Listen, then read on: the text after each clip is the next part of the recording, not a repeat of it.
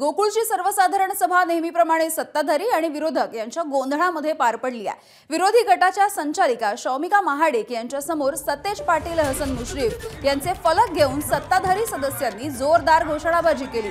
दूध संघाच्या अध्यक्षांनी या गोंधळामध्ये सभा चालवली। विरोधकांनी सभेमध्ये नामंजूर असे फलक झळकवले। विरोधी गटाच्या संचालिका शौमिका महाडिक यांनी सभेच्या समोर उभं राहूनच उपस्थिती लावली। सभेच्या आधी महाडिक गटाने गेटवरती उभं राहून जोरदार गोंधळ घातला। पोलीस आणि महाडिक गट यांच्यामध्ये झटापट सुद्धा झाली। झेंडा काढून घेण्यावरून काहीसा वादंग सुद्धा झाला। या सभेला सत्तेत विरोधक असलेले मात्र गोकुळमध्ये एकत्र असलेले हसन मुश्रीफ आणि सतेज पाटील हे सुद्धा उपस्थित होते।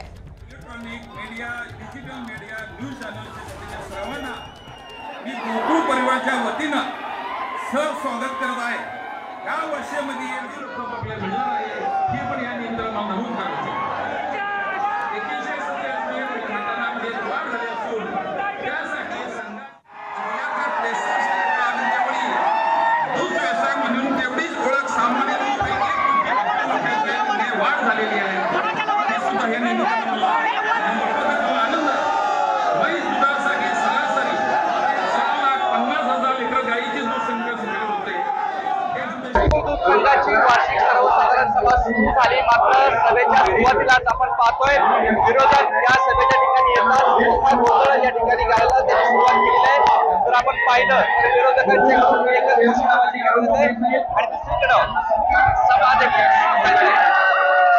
अशा पद्धतीने प्रचंड गोंधळाचं वातावरण या ठिकाणी सभेच्या ठिकाणी आपण पाहतोय। सभा सुरू केली गेली आहे, मात्र काही जे विरोधी गटातील संचालक आहेत, या संचालक गटातील शौमिका महाडिक जे आहेत संचालिका, ते या ठिकाणी सभेच्या समोरच्या बाजूस आहेत आणि त्या ठिकाणी बरेच त्यांचे सदस्य जे आहेत ते या ठिकाणी पोलिसांसोबत असलेले गोंधळ घालतात। नेमकी त्यांची मागणी आग जाण्याची आहे अशी दिसून येते आणि त्यावरूनच या ठिकाणी सभेच्या गेट पासून या ठिकाणी संपूर्ण जर आपण पाहिलं तर हा गोंधळ घालून या ठिकाणी हे सदस्य आले। मोठ्या प्रमाणावरती सदस्य या सभेला उपस्थित असल्याचं देखील आपल्याला दिसून येते।